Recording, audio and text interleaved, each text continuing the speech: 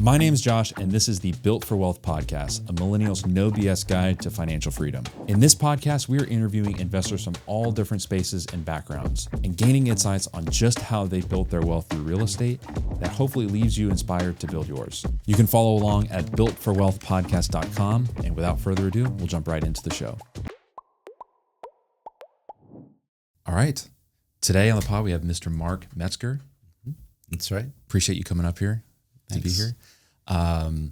You have a really cool story. We were talking a little bit about it before we started rolling. Mm-hmm. Lots of real estate, wealth management. I'm fascinated with it. But the reason we're here today is talking about real estate. But before we get to that, why don't you tell us a little bit about who you were before you started investing in real estate?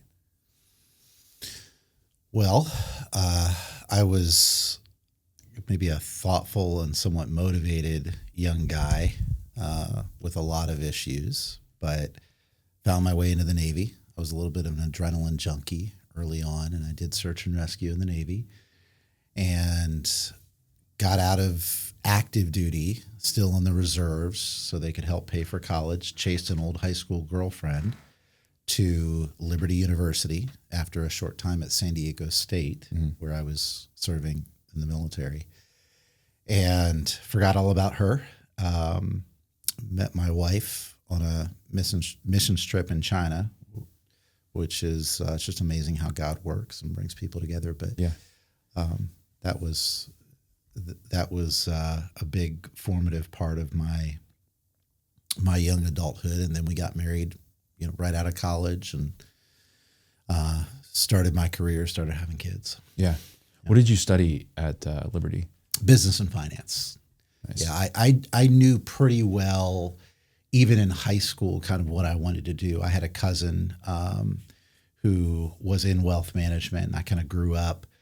He was so much older than me. I called him my uncle, but he was very visible to me, for lack of a better reason, just because he was very well off and my parents weren't. Yeah. And so I got interested. I did a story through Junior Achievement on him and kind of learned about the wealth management industry a little bit. His daughter, my cousin, I know today is still in that industry. So that was something that caught my eye pretty early on. And then I just kind of picked up books, things along the way that fed that interest. Yeah. Like wealth management is a lot of numbers and everything. Mm-hmm. What made you be attracted to search and rescue in the Navy? That seems like kind of like opposite career fields. I think every young guy is out there trying to prove himself. Yeah. Trying to make sure that the world sees how tough they are. Yeah. I think that was a part of it. The other part of it is I loved swimming. I had a class in high school where we did, it was a swimming class. We played a lot of water polo. I learned I was pretty good at that. Yeah. There were a lot of sports. I was one of those late bloomers. There were a lot of sports that I tried really hard at, like basketball, that I was a senior before I started. Mm. And that was with probably twice as much effort as anybody else. So I was not the most athletically inclined person, but for whatever reason, when you put me in the water, I became top tier. And so that felt really good to me. Yeah. And so I always liked the water a lot. And when I joined the Navy and they do the SEAL qualifications or they do the different things, I kind of jumped at the chance to do those things. Yeah. And ended up doing search and rescue. Yeah, that's awesome. So very cool. Yeah. Okay. Graduate college, newly married. What happens next? Next, we started having kids. And I told you a little bit about this. It was the journey for us was a little strange because fast forward to today, we have 14 children, 3 of which are adopted, 11 are biological. All the same marriage, all the same wife. It was really a journey of God far more than me, because as I told you before, I would have prevented that in my wisdom. But we had this grandiose plan. We were going to we were going to have 2 kids, or I wanted 2 kids. Lisa wanted 6 kids. That's what she told me. She's a liar. So we settled on 4, and we were going to wait 5 years. We got pregnant on our honeymoon, quite by accident, or at least I think it was by accident.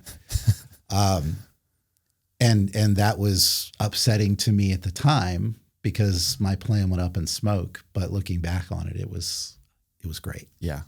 That's awesome. At what point did you guys start getting into real estate? Pretty early on. I had who we are today is really formed by what we experience as children. And I've been on this journey the last year or so to really know myself. And so I've looked back at my childhood, and there are things I can pick up on where my dad was a Baptist pastor, never really in full-time ministry. His passion was pastoring, studying, writing books, things of that nature, but he couldn't afford to do it. I mean, he spent a lot of his time and effort at silly jobs. I think at one point he was working for a trucking company, doing logistics from midnight to 8 a.m. or something along those lines for a long time. And it just took a lot of his energy, and there was some frustration there. They were simple people, but very good people. Just didn't have an understanding of money and the financial system. And so there's this mindset that a lot of people have that if you start pursuing things that build wealth, that's somehow a bad thing because money is evil. Mm-hmm. And I think there was a little bit of that in their upbringing because they both grew up very poor. So everybody's kind of formed in that environment. I just remember thinking my parents were frustrated in a lot of ways. Looking back, they were their own worst enemies. There were limitations. I could only drink a half glass of orange juice because orange juice was expensive. I could only eat a handful of grapes because grapes were expensive. You know, things that just stand out to me in my mind, that scarcity mindset, if you've heard that term before. Behavioral finance is something that I'm keenly interested in right now, and trying to understand why people think the way they think or do what they do, and just picking up on that and making what I would call a self-protective covenant. I'm never going to be poor. And so I set myself up from an early age. I'm going to read the right books. I'm going to learn the right things, and I'm going to figure this thing out. And then I would sit at the feet of anybody I knew who was successful, like my cousin, like some people I met when I was out in California, that had what I wanted. And what I wanted was more the understanding of how all this works. Yeah. So I can set myself up for success in that area. Interesting. Yeah. What were some of the signs growing up, like things like that, like you can only have half a cup of orange juice? Are there any of those things that carried with you still to this day that you still feel like you're like trying to re-identify with the way you view those things? I'm not quite sure what you're asking, but I'm going to throw out an answer and see if I'm on the right track. My kids will tell you today, I go nuts when food gets wasted. You're on the right track. Okay. All right. And it's silly in some ways, and it's an overreaction, but it's just, I can't shake it. Yeah. I can't shake the fact that somebody would get a plate of food and throw half of it in the garbage can. It annoys me greatly. So ours just goes to the chickens. We have those too. Yeah. Well, so this journey that you've been on in the last year or so, is that really trying to unpack some of those things, or is it just? Yes. Yeah. In a lot of areas, but certainly that's one of them. Like, why am I the way that I am? That's a really introspective question. And because we do a lot of coaching and planning with other financial advisory clients, why are they the way they are? Yeah, that's very interesting. Mm-hmm. Do you think it's healthy to make those commitments to yourself? Because it sounds like you made that as a kid, like, I'm not going to be this way.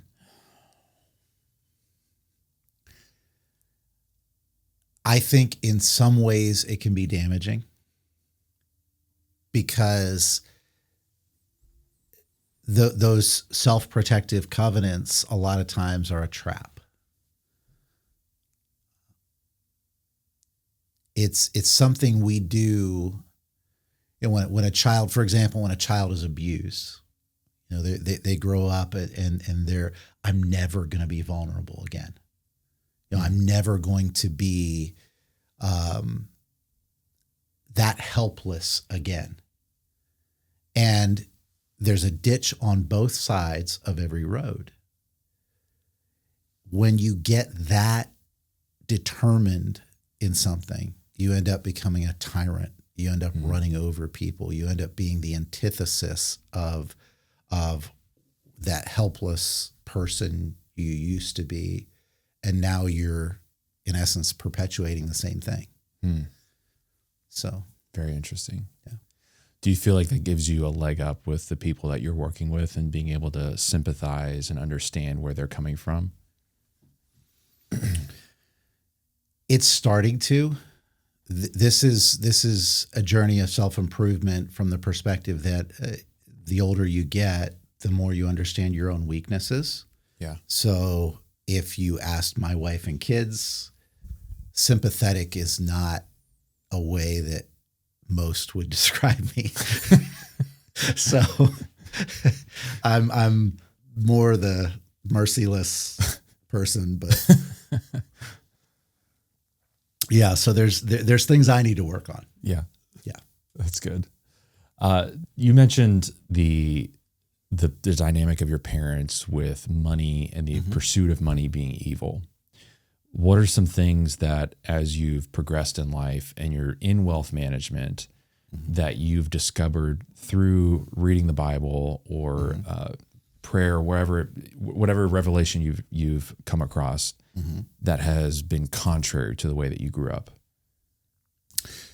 Well, the Bible talks about money more than it talks about most other subjects.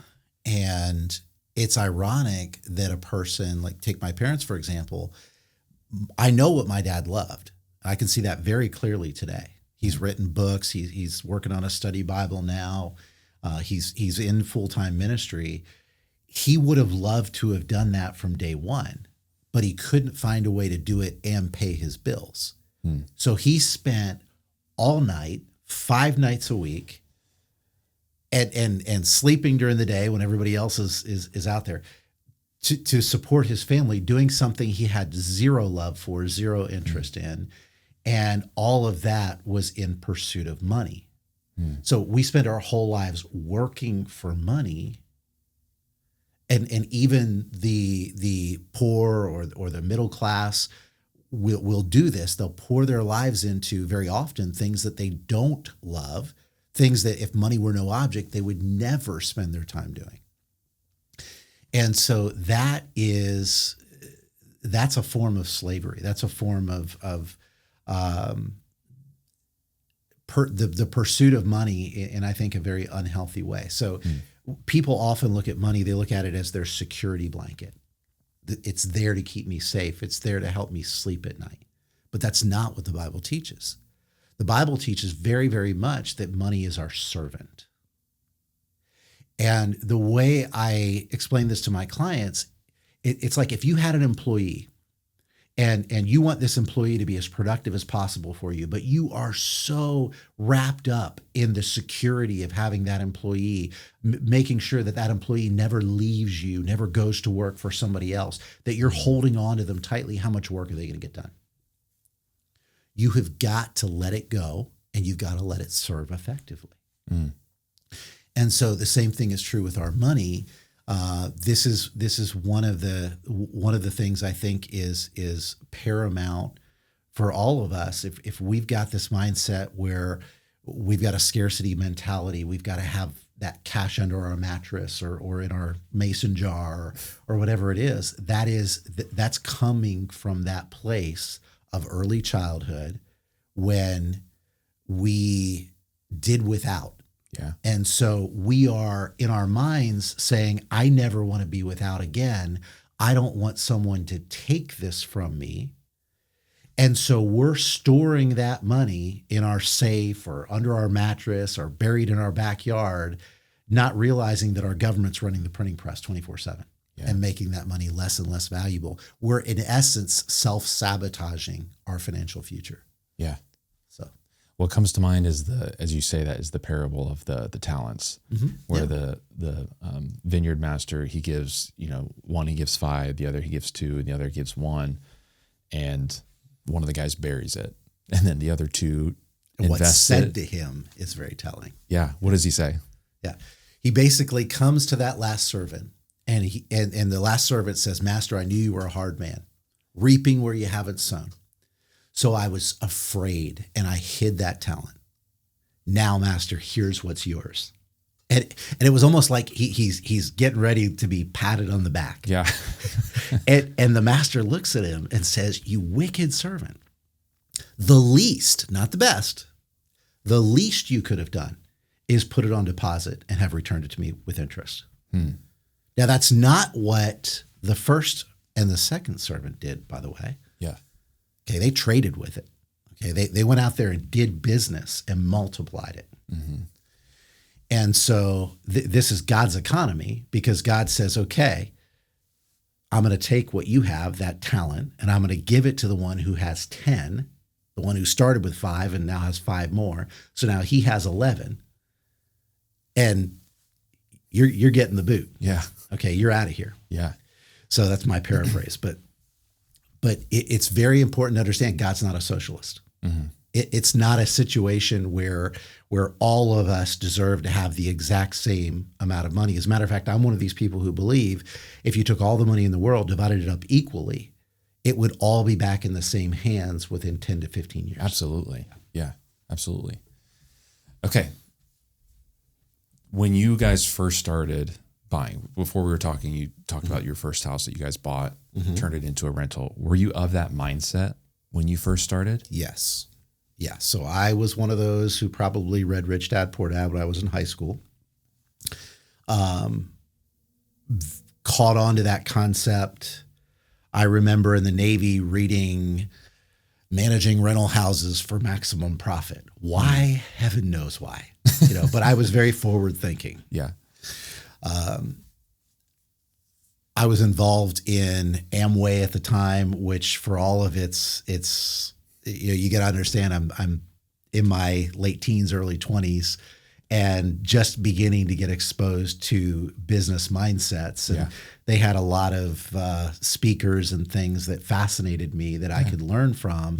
How to be a business person, how to sell, all the things that attracted me. And I got to be around some pretty successful people. Yeah.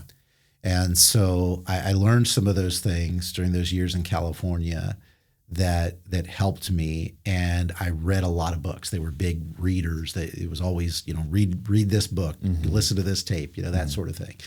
And tapes were a thing back then. Yeah. So that's my age. But it helped me to get a really good foundation that I could build off of when I was ready. That's great. Okay. So after your first one, how did things grow from that point? Pretty slowly at first. Yeah. I picked up 2 houses that we had lived in for short periods of time. And then when we moved, we kept them, rented them out. I had a friend in Sunday school class who, again, anytime I got around somebody who knew something that I wanted to learn, I was very proactive about getting in front of them and learning from them. Yeah. And that's important, I think, for everybody to understand, is that wealthy people are very generous, usually, with their time for those that approach it the right way. You approach things with humility and with kindness, with a servant's attitude where, hey, I'm willing to help in whatever way, make myself valuable. Wealthy people are very giving of the knowledge and the understanding that they have. Yeah, absolutely. And so that was what this person was to me. He ended up selling me, I think, 3 houses out of his portfolio, setting up the terms that worked for me at the time. And so I spent at least a few years with 4 or 5 rental houses. That's awesome. Yeah.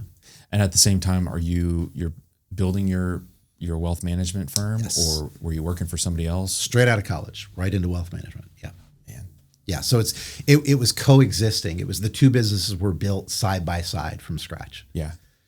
And so, and quite honestly, there's so much overlap there because I've always been a passionate cheerleader of income property to my clients. Yeah.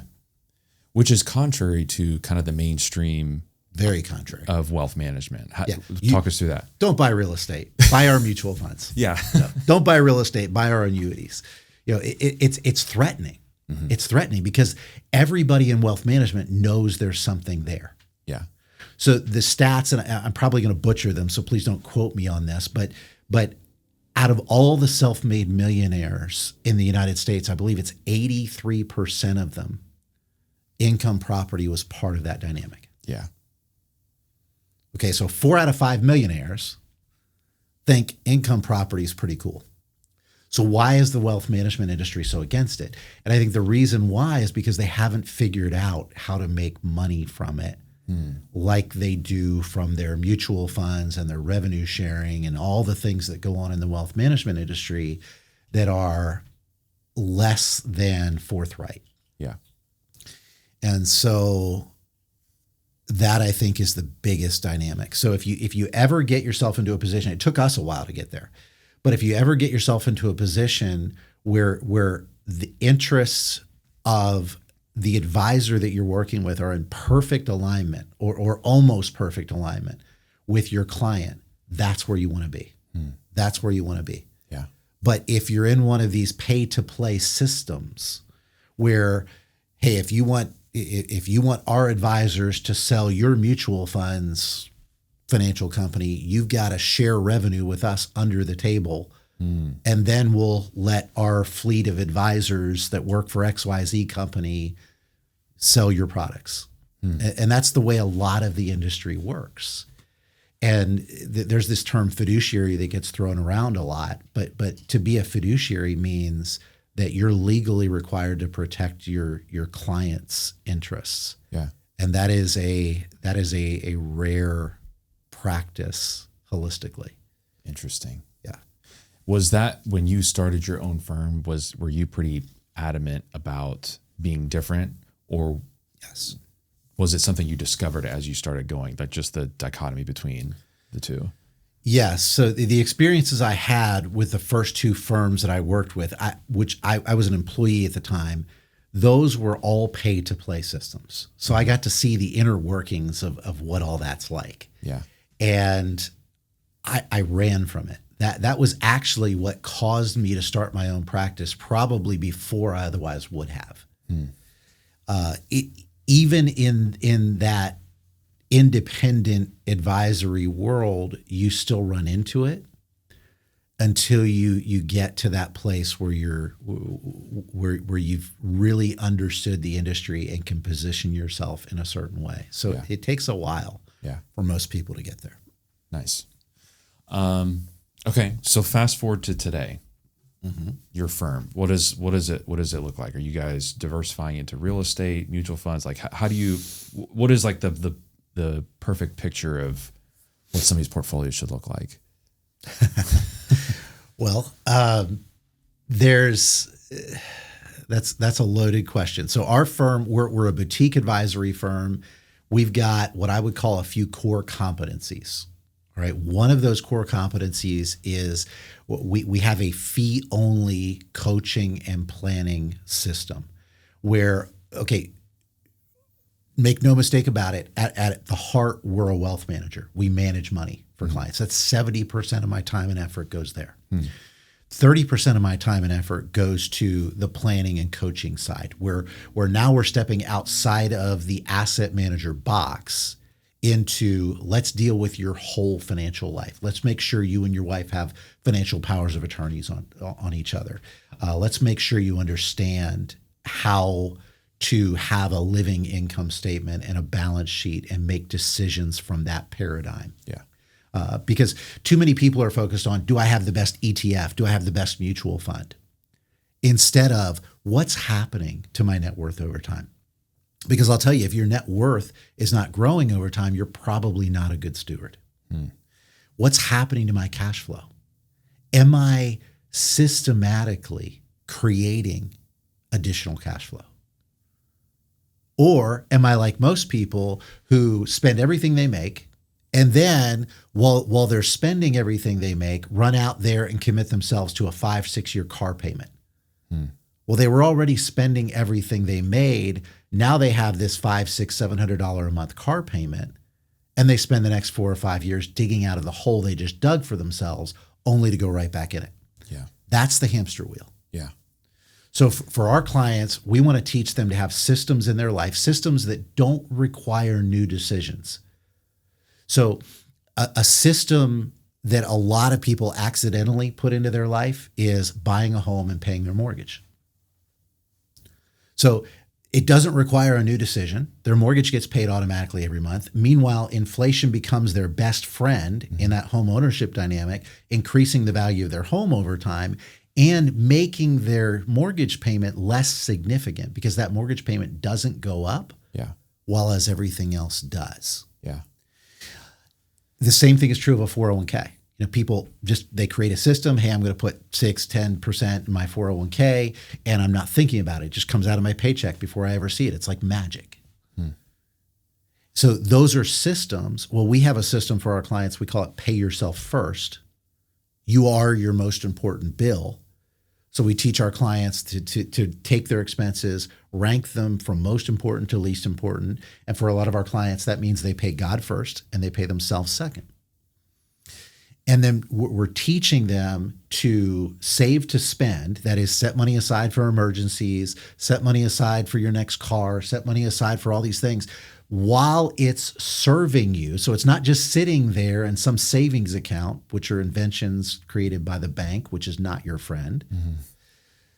Instead of it sitting there in some savings account, that money is out there actively serving you until the day it's needed to buy that car or fund that emergency. Yeah.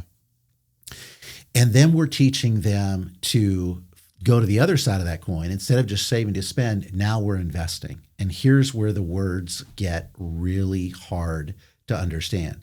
Because when I use the word investing, you might hear something very, very different than what I'm saying. So the way I define investing is collecting assets that produce income. So you go back to that rich dad, poor dad mindset. If there's one thing that made that book valuable, it's defining what an asset actually is, what a liability actually is. Assets put money in your pocket. Liabilities take money out of your pocket. So understanding that it's not so much the accumulation of valuable things. In other words, it would be easy for me to go out there and buy a $5 million house, but is that going to translate into me growing my net worth? Well, no. Because that house is a liability as long as I live in it. And it's going to be a drain on my resources. Yeah. So instead buying that house that maybe is $500,000-$600,000 and going out there and buying, 5, 6, 7, 8, 9 other houses that I can rent out, create monthly income from, still have the same aggregate value in that asset side of the equation, but have a tremendous amount of income coming in from that. And the same thing applies in every area. Real estate's not the only game in town, but it's an awfully important one, especially for young people that are starting with very little. Yeah. Where else can you go to control $1 million of asset with maybe $100,000, $200,000 of your own money? Yeah. What do you think is the biggest thing holding people back from investing more? Fear. Yeah, fear. There are a lot of things that I really am not good at. Record keeping. Ask anybody. I am not a good record keeper, but I am a great decision maker. Yeah. I don't hesitate. I just make the decision. I can go out there and leap before I think, and then clean up the mess afterward. Mm-hmm. And sometimes I do create messes, but it's amazing how resourceful we get when we have to be. Mm-hmm. So it's one of those things that sometimes a client that comes from a very low place of financial understanding, we call it financial IQ. And I'll make the suggestion that they're saving and they're investing. Okay, remember, saving is saving to spend. It's kind of keeping yourself away from debt. Mm-hmm. And then you're investing, buying assets that produce income is more important than paying their mortgage. And when they come from that scarcity mindset, their mind just goes into overdrive. Oh my goodness, what do you mean? How can I do that? I would lose my house. I would, all these things start coming out. Yeah. When in reality, the way it works is you save. Why? You know you're going to buy a car someday. Why in the world would you not proactively put money toward that? You know you're going to have emergencies, things that you cannot see coming. Why in the world would you not proactively put money toward that? Yeah. You're lying to yourself if you don't. You're setting yourself up for failure. You're setting yourself up for a life of financial strife when you start robbing Peter to pay Paul when the unexpected happens. Mm. When a child knocks a tooth out on the edge of a coffee table and you're sitting in the dentist office with $1,000 bill you never saw coming. Yeah. And so being proactive with that and then understanding that hamster wheel is a very real thing. Where we talked about people spending everything that they make and then going out and getting a car payment or getting into a timeshare or some other silly thing. Yeah. They're enslaving themselves to that. They're putting themselves in the hamster wheel. They're working hard. They're not stupid people. They're working hard. They're trying to do the right things, but they're accomplishing nothing. They're going nowhere. And then they get very disillusioned. And this is where you run into the midlife crisis. Someone goes out and buys a $60,000 sports car. Mazda Miata. Yeah, whatever. It's crazy that people do that, but it comes out of that place of disillusionment. Yeah, it's the guy that's barely making it that goes and buys a lottery ticket on his way home, can barely pay his rent, but that lottery ticket is like the one hope he's got. Mm. That maybe, just maybe, that 1 in a million chance that I'm going to get out of this hole that I've dug. Yeah. And so when you set yourself up, the whole point of this, you set yourself up for success and not failure, because when you force yourself, so you make $6,000-7,000 a month, and the first thing you do is put $1,500 of it into saving and investment. You put yourself in that situation where you have to be financially responsible with the rest of it. Mm-hmm. And you get very creative. You're putting the way God created us to be creative. When our backs are up against the wall, you're putting yourself in that position. And it just has wonderful results. I've seen people do amazing things they never thought possible. Yeah. That side hustle kicks in, you start making money. You figure it out. You do. Yeah. Very much. Very much. But if you never put yourself in the situation where you have to do it, that comfort zone's a pretty attractive thing, but there's no growth there. Yeah, for sure. It's fascinating. So kind of on the opposite spectrum, I'm heavy in real estate. Mm-hmm. Me too. I don't have much outside of that other than like a self-directed IRA, some cryptocurrency investments and things like that. Sure. What are some things that I should be focusing on to help build wealth in that consistent manner outside of those asset classes? Everything has its place. There's a picture that we create for our clients. You're building this financial house, right? And so if you're listening to this, you close your eyes, think foundation. All right. That foundation is the least fun part of building a house. The most fun, that's when you're picking out your countertops and your cabinets and what the color of the curtains are and your wall colors and all those things that are so much more fun and so much more interesting to you. than rebar and concrete and holes in the ground and all of that stuff. But we know logically that it all becomes meaningless if we don't get that foundation right. Okay, so that's an important part of this understanding of this framework. So the foundation is important, but if you stop there, what good is it? A great foundation is no good if we don't build on it. Yeah. So the two work tangibly. So what is our foundation? Our foundation is having a personal income statement and a personal balance sheet, making them an integral part of our lives. Some people call that budgeting. Okay, just a little bit of a different flavor to the very same concept. It's things like paying yourself first, which we've talked about just a little bit. Expecting the unexpected, keeping that shock absorber, that emergency fund. Getting rid of all bad debt. What's bad debt? Well, I've got a rule with all my clients. You borrow to conserve, but never to consume. Never, ever, ever borrow to buy anything that gets used up. Never borrow to buy anything that doesn't create an income, except maybe your home, because you're offsetting an expense of renting versus buying. Right. So borrow to conserve, never to consume. Those are all foundational things. And a lot of people do those things. They have a budget. You see a lot of your grandparents that came up through the Depression, or your great-grandparents in your case, that came up through the Depression. They've learned to budget things out, to clip their coupons, to be careful what they spend at the grocery store. They pay themselves first. They save a little bit every month. Maybe that goes in their mason jar or under their mattress or in their savings account at the bank, all of which are equally useless. And they're expecting the unexpected. They know they've got money to pay their bills. And they're keeping out of debt. You can do all those things and still be poor. Yeah. Okay? Because you can't be successful without those things, but in and of themselves, they're not going to make you successful. It's what you build on that foundation that's going to make you successful. Exactly. So we teach this 3-pillar approach.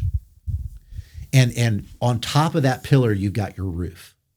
And the label that we put on that roof is financial independence. You want to get to financial independence, you've got to have a roof and you've got to have 3 good pillars holding it up. Try it with 2 and it's going to be really wobbly.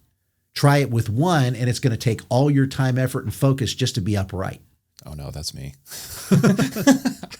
Okay. Well, here's where we're getting to the answer to your question, because those pillars. And again, we can choose things like inheriting money, winning the lottery, winning a lawsuit. Those are all things outside of our control. Yeah. They are what they are, but we really can't do much to influence them. So let's focus on the things that are in our control. And inside of our control, the first pillar is own your own business. The second pillar is own income producing real estate. And the third one is own other people's businesses. Okay.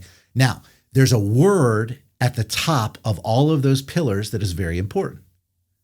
It's the word own. Okay. Why is own so incredibly important? Because it's the only area in life where inflation, the invisible thief that is an annoyance to all of us every time we go to the grocery store, every time we're paying for our kids' college, every time we're buying a car, every time we're doing any of this, that invisible thief is working against you. Except there's one area where it becomes our very best friend. Ownership. Every year when you buy that real estate property, and we'll use $1 million, for example, it's primarily, almost all of our appreciation on real estate is derived by inflation. Real estate is not magic, and it doesn't have a great internal rate of return. It grows by historically about 5%, which is pretty darn close to what inflation's been the last 50 years. Yeah. And so if we think of that ownership word, the biggest takeaway there is we make inflation our best friend. And then when we understand our financial system, owning our own business, it's a wonderful thing as opposed to being an employee where we make our money, we pay taxes before we ever see it, and everything we buy is with after-tax dollars. You know, a lot of us we're taking home our paychecks. We go to the grocery store and spend $100. We had to make $130 or $140 just to net that $100, which makes everything 30-40% more expensive than we realize. Yeah. Employee is a tough gig. But being a business owner, we make our money, we spend our money, and if there's anything left, we pay taxes on it. Why does the government allow for that system to be so advantageous? Because business owners create employees. Mm-hmm. And government loves those paychecks. They love to be able to draw that money out every single month to consistently fund the government. Yeah. And so job creators are very, very important to the government. Same reason why we get all these incentives as real estate investors, depreciation and all of these gifts that we enjoy as real estate investors, because we provide affordable housing. Mm-hmm. We serve a very important need that government has never been much good at. Yeah.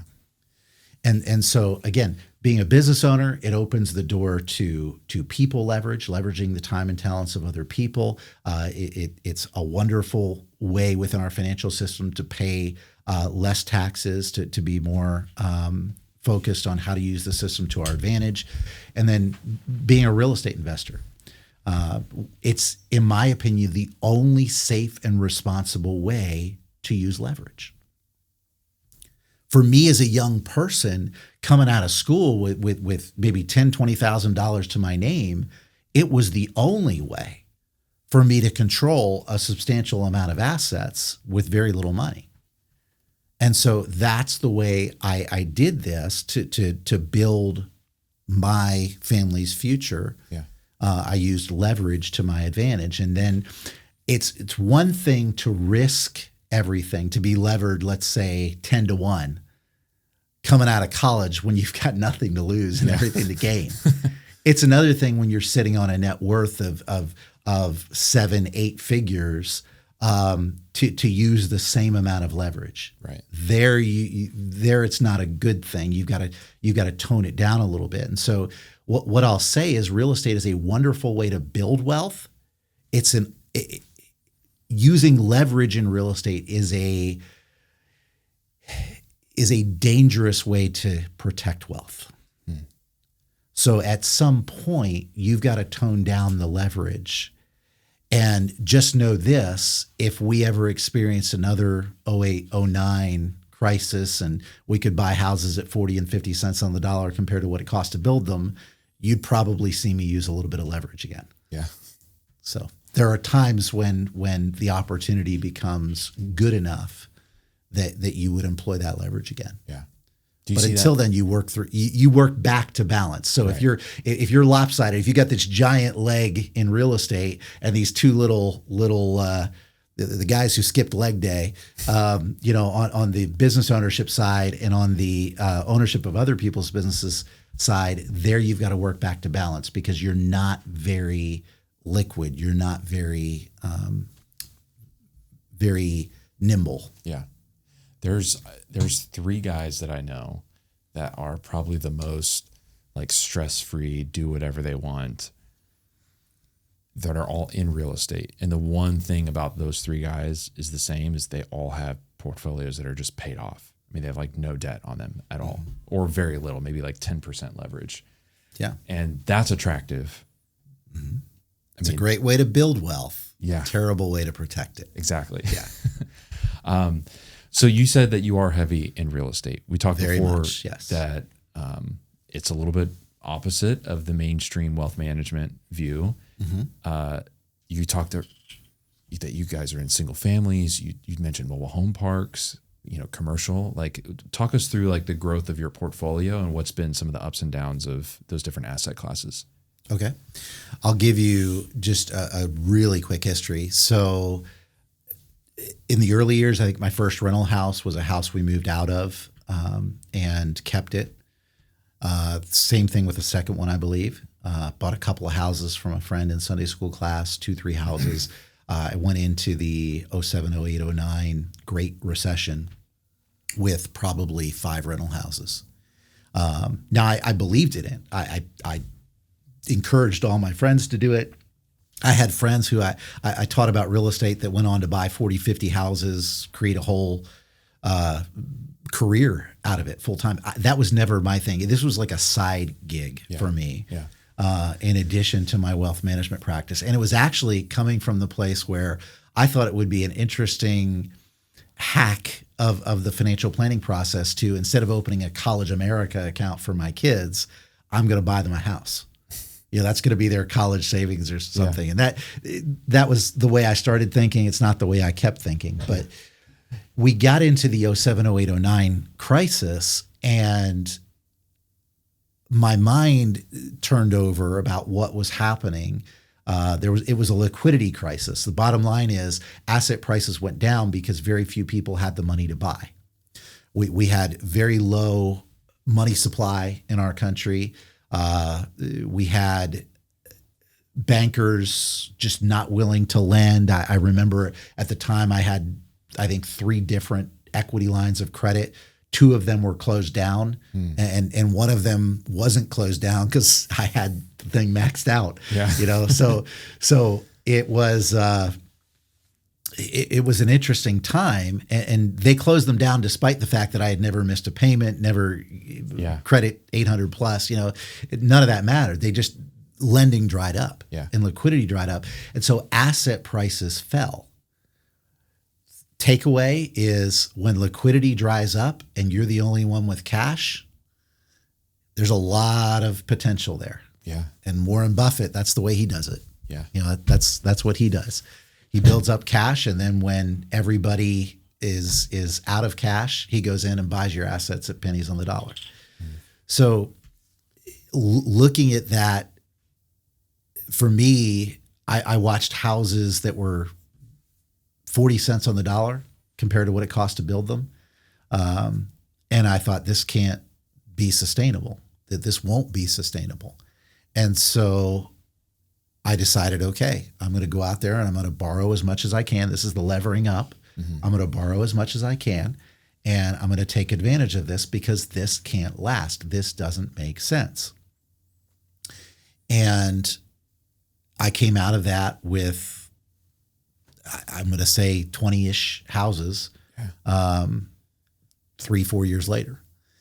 And that's when I went from mom and pop landlord trying to figure this thing out to, hey, this is going to be a real business for us. Yeah. And, my kids were very involved at the time. I would have them come and do work on the houses. I had my kids working alongside contractors that we hired, doing I didn't do a lot of flipping. It was all long-term rentals for me. But we went into mobile home parks from there. And after COVID 2021, 2022, primarily because of the workload, we got out of the mobile home parks. And by the way, 1031 exchanges, we do those all the time for clients. We do those personally. One of the wonderful benefits of being a real estate investor is that you truly don't have to pay the taxes until you just don't care anymore. Yeah. And so it's a wonderful way to build wealth from that dynamic. In a lot of ways, I'm trapped in the real estate I own because I'd be pillaged by the IRS if I ever did sell it in anything other than a 1031 exchange. Yeah.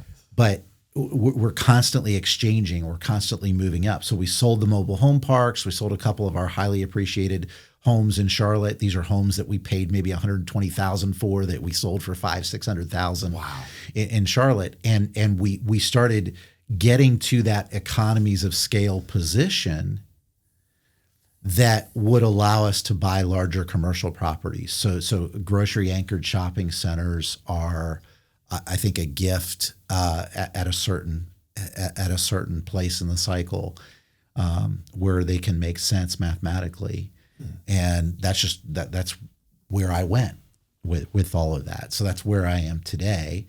I still own a lot of the single family homes, but I wouldn't be opposed to selling them as the right opportunities come along, or if tenants wanted to buy them, that sort of thing. Yeah.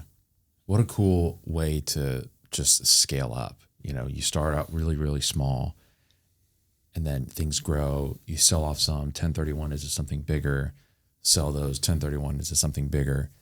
It just shows the power of investing in real estate over a longer time horizon. Very much. You know, we're at the point of you start doing that to the point of you buying shopping centers. How many years was that? The point of starting to buying your first rental house, okay, or moving out and renting out that first house to the point of you buying shopping centers. Like how many years was that? So we bought our first house in, I think it was 1998, and that became a rental year and a half later. And then shopping centers 2022. Yeah, so over 22 years. You see a significant growth, like an exponential growth. Yes, but it's not just in real estate. See, this is the way the wealth management system works. There are other things too, where once you become an accredited investor, which is the term that the SEC and FINRA give to investors with more than $1 million in liquid assets, the world opens up to you to buy private investments. So one of the more successful investments we've had within our client base are these public-private partnerships. Where you get, for example, right-of-way project connecting Charlotte to Atlanta with fiber optic cable in the ground. That's I want to say 300-mile something, stretch of project there that is a public-private partnership funded by public taxpayers, but put into place by private partnerships. That's a 20+% year-over-year return. Wow. In that. And do you get those kinds of returns as a retail investor? Rarely. But do you get that as an accredited investor? And the answer is yes, partly because it's so illiquid that there's a restriction on who can buy it. You don't want a retail investor with $100,000 to their name putting their money in something they can't get at very, very quickly. So don't get myopic, but also understand real estate is extremely powerful from the leverage perspective. So if we had another great recession, real estate is going to be the place that I employ leverage more than any other area. Yeah. And leverage is intrinsic in some of the stuff we do in the wealth management world too, because you could buy a company. Let's say you go out there and buy McDonald's. Well, McDonald's has 30-40% leverage baked in because McDonald's is a real estate company. They're not in the hamburger business. That's the franchises. They're in the real estate holding business. Yeah. And so they have, leverage within their portfolio. And I don't know exactly what it is today, but I'm guessing. And you'll find that with every public company. You have to look at how they employ leverage and then understand, is that a safe method? Just like we look at leverage in real estate as both a good thing and somewhat of a danger. Yeah. This fiber optic project sounds really interesting. Yeah. Is there where do you find stuff like that? So you guys have probably heard of the government coming out with this big infrastructure spending bill, right? So infrastructure is the way, it's kind of the grease in the wheels of the free market. So without having highways that are in a good state of repair, without having energy that reaches the far corners of the United States of America, and this comes in the form of pipes and wires and tanks and import-export terminals and all the stuff that makes our economy work, you don't get the results you want. And I think that's especially important today. I mean, we're touting these themes of 5G, that was what everybody was talking about 2-3 years ago, electric vehicles, and now overshadowing both of those by leaps and bounds is the artificial intelligence world. Yeah. Well, what does all of this require that everybody is less aware of? The answer is energy. It requires incredible amounts of electricity to have these data centers, to be able to do these calculations. When you jump on Gemini or ChatGPT or whatever, and you're doing those queries, that is a lot more energy intensive than a normal Google search used to be. Right. And so I equate it to selling the picks and shovels during the middle of the gold rush. Everybody's building these AI learning systems. Bottom line is 2 or 3 of them are going to survive the culling that's going to come at some point. But what is absolutely certain is we're going to need a heck of a lot more electricity 10 years from now than we do today. Yeah. And we have a grid that is just woefully underinvested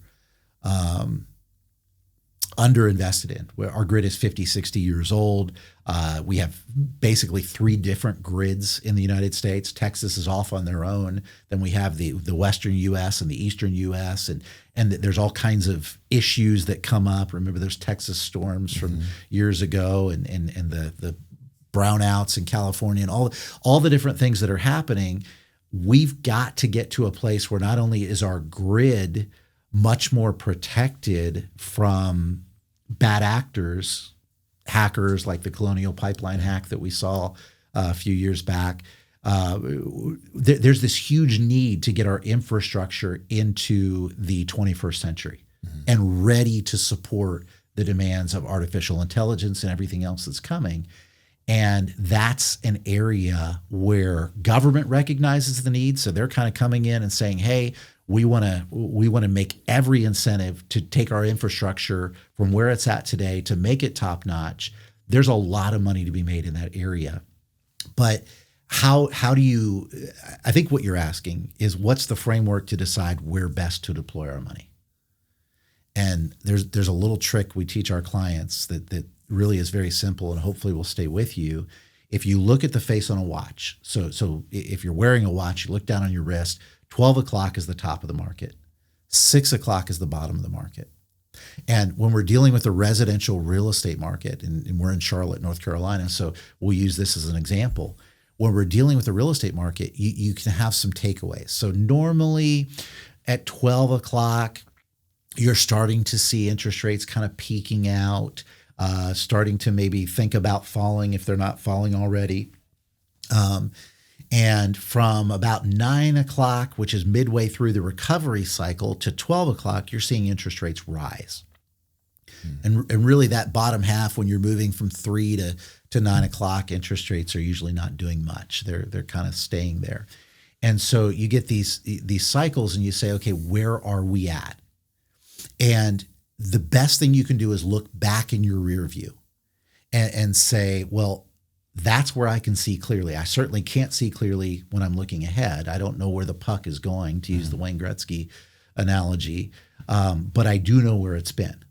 So if we look back to the bottom of residential real estate in Charlotte, North Carolina, and in most places in the country, quite frankly, where is our mind going to go? Oh, wait. Yeah. Oh, wait, for sure. And so there we have clarity. And we could say we've been in recovery mode very consistently since that point. So we know where 6 o'clock was. We've been in recovery mode. We can kind of take some hints from where interest rates are. They've probably reached their peak and are starting to decline a little bit. And so that tells us we're where in the cycle? Probably 9 o'clock. Okay, I would say we're probably past 12 o'clock. Okay. Now, again, we can't say that for sure.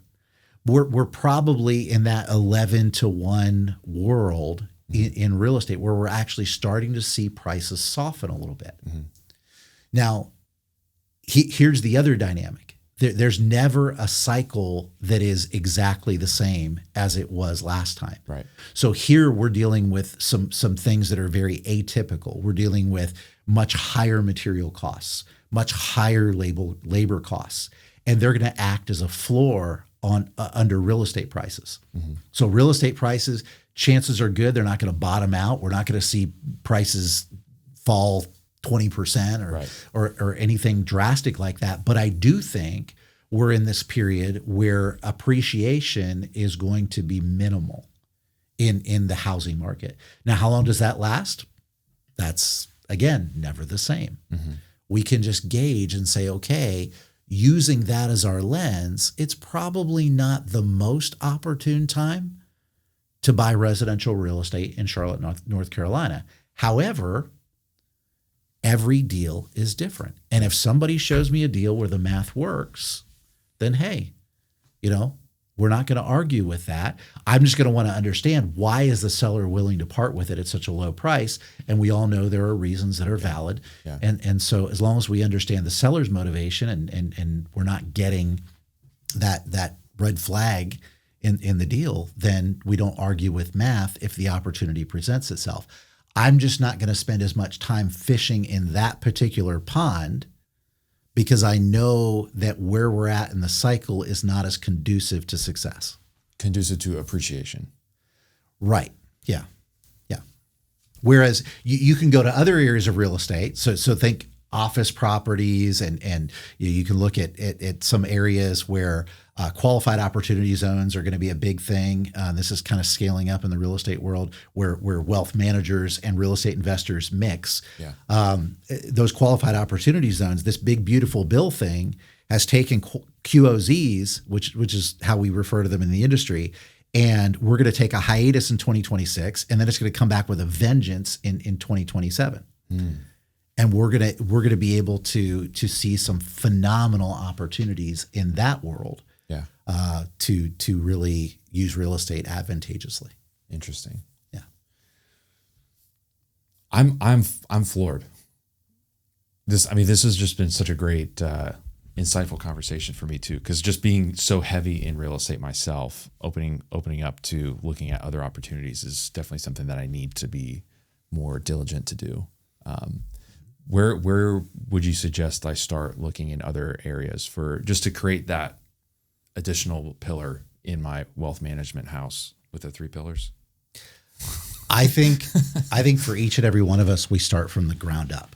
Yeah. So we really kind of review where we're at with our foundation. And if we need to do some foundation repair, we need to pump some concrete in underneath what we've got, so be it. My kids had a lot of cavities this year. My concrete foundation is very damaged. Okay, well, there you go. But we start from the ground up because where do you get when opportunities are not everywhere? So if I look back in both my wealth management practice and in my personal net worth journey, if you want to call it that, I'm seeing areas, and there's something very important I want to get to in this. But I'm seeing areas that were very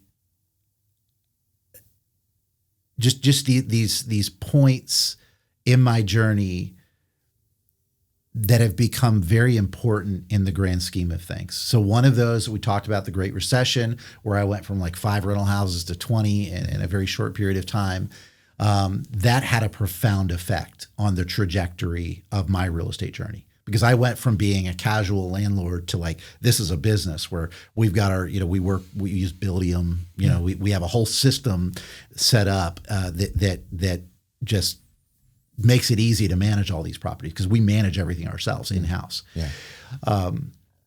There's COVID, we had our youngest daughter during COVID, and I can remember all throughout that time, we were just pounding out orders in the energy infrastructure world.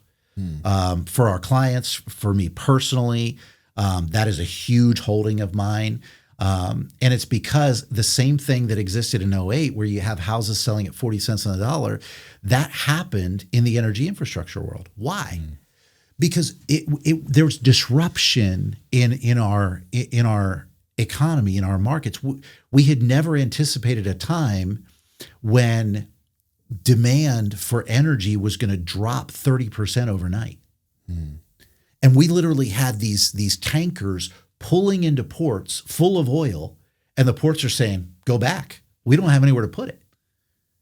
And for the briefest moment of time, there was actually a period, and you have to look this up because you have to believe it. Oil prices went negative. In other words, they were actually paying people to take their oil. Wow. Because they had no method through which to get rid of it. Yeah. So you talk about disruption. Every energy infrastructure asset during that briefest of moments, that 3 to 6 month period when COVID first came out in early 2020, 40 cents on the dollar, 50 cents on the dollar, yes, you could pick up those assets. And these are assets that are absolutely crucial to our way of life. If they stop working, like the Colonial Pipeline in our area, you're going to notice it because you're going to pull into those gas stations and they don't have any gasoline. Yeah. And that's a problem. Yeah. Unless you're driving a Tesla. That's a problem. Yeah.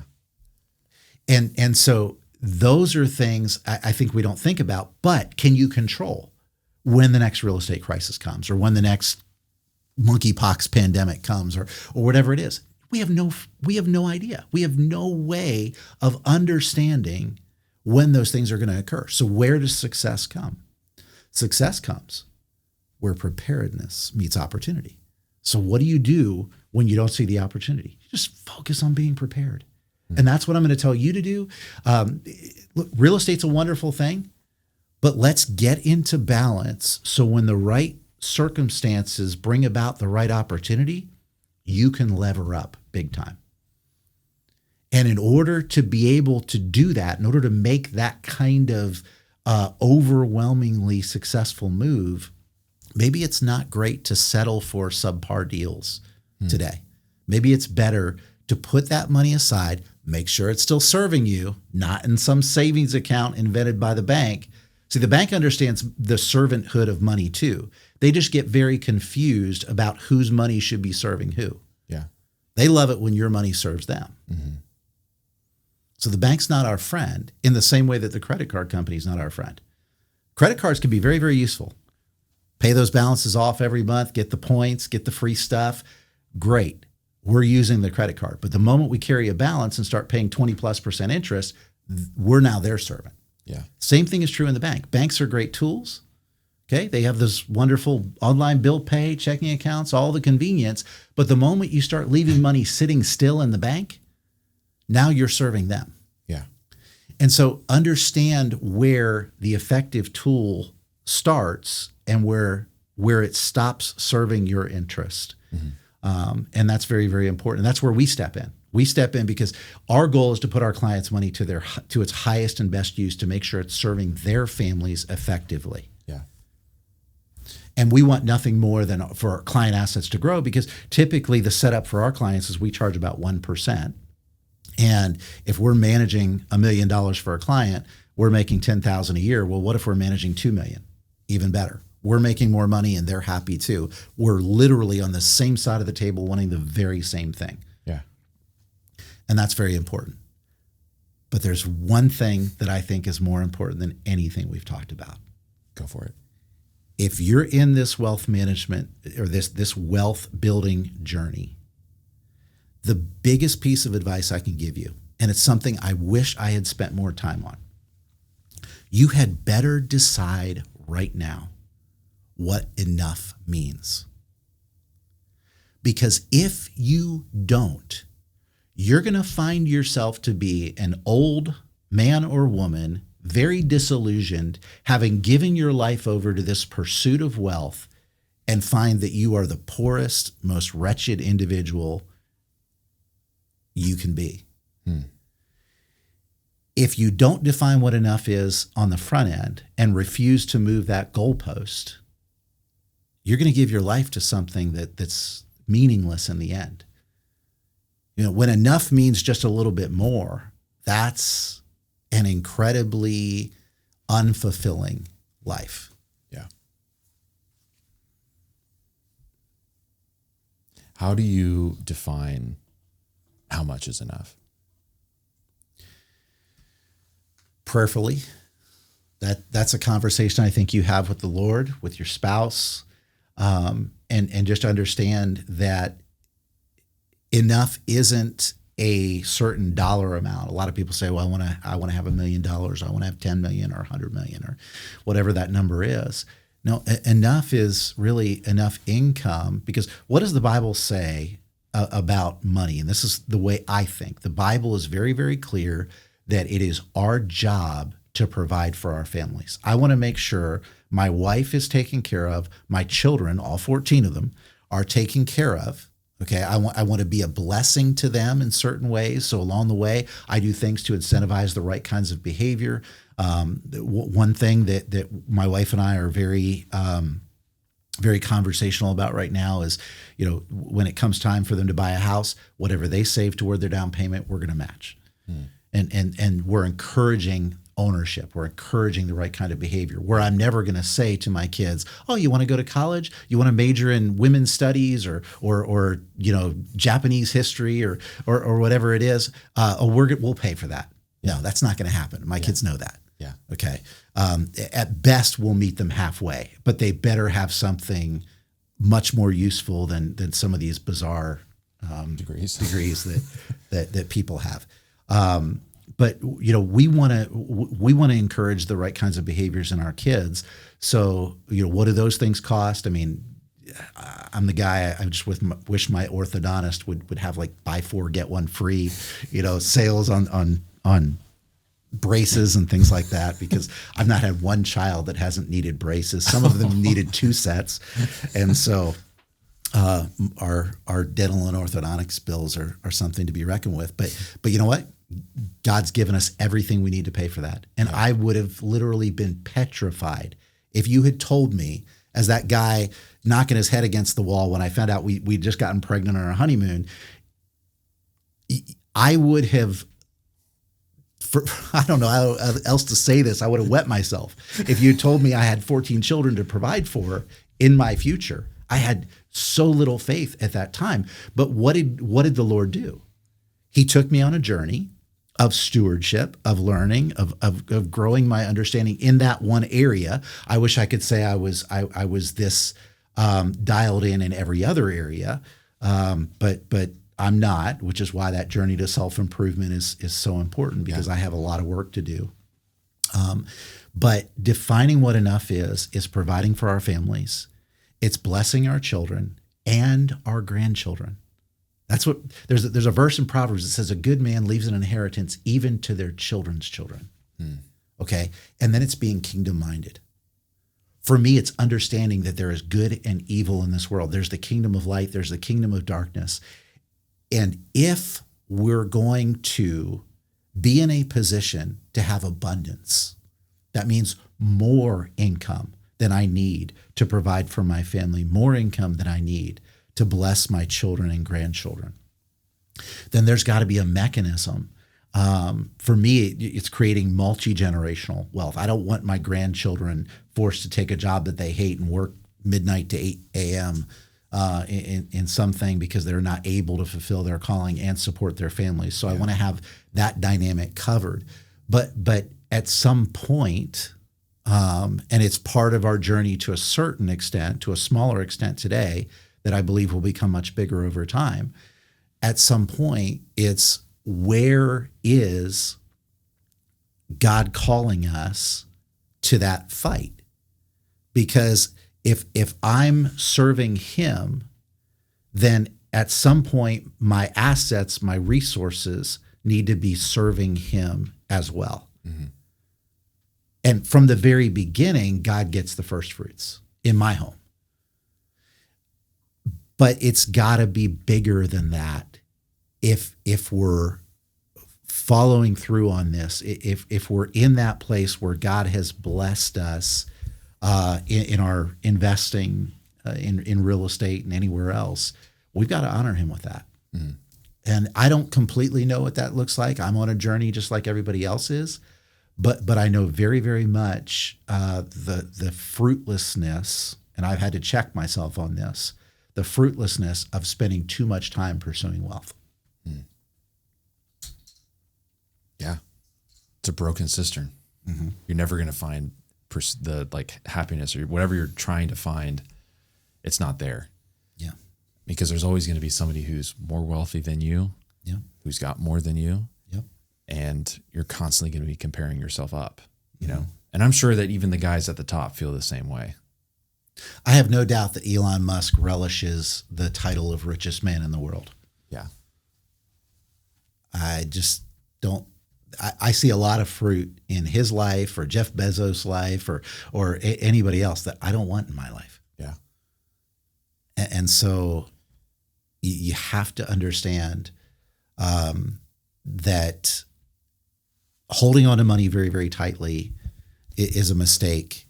But also once you get into that servanthood mindset and understanding that money is there to serve our families, there's a point at which that money is there to go way beyond that and serve the kingdom. Yeah. It's and awesome. So being kingdom minded, I think, is really important. It's good stuff, man. Well, we've been at this for a minute. If people want to keep up with you, what's the best way for them to get in touch with you or your wealth management service? WaterOakInvestments.com. Water Oak Wealth is our company. We're a boutique financial advisory firm. We operate just east of Charlotte, North Carolina, in a small community called Locust. And it's close to where our family lives, and we've chosen to build our life there. And we really come alongside of our clients, coaching them, helping them plan and manage their wealth in a way that's consistent with everything we just talked about. Yeah. So it's very relational to me. A lot of my clients are friends. They've been with us for decades, and it's just a good way to see duplication and help them get out of that scarcity mindset or whatever it is they bring through the door when they first come in. Sometimes turn their heads around where they're worried about, do I have the right mutual funds? And I tell them, no, you're missing the forest for the trees. You need to be focused on first things first. Yeah. All those other things will take care of themselves. Yeah. So awesome. Good stuff. Well, I appreciate you coming on today. Yep. This is good. I hope people got a lot of, I know my head's spinning with things that I need to work on too. So yeah, appreciate it. No problem. That's all we've got for today's show. If you loved the content, please leave us a rating and review. It really helps us grow. If you want to follow along my journey as a real estate investor, you can go to builtforwealthpodcast.com and you'll find all of my social links there. Thanks for listening.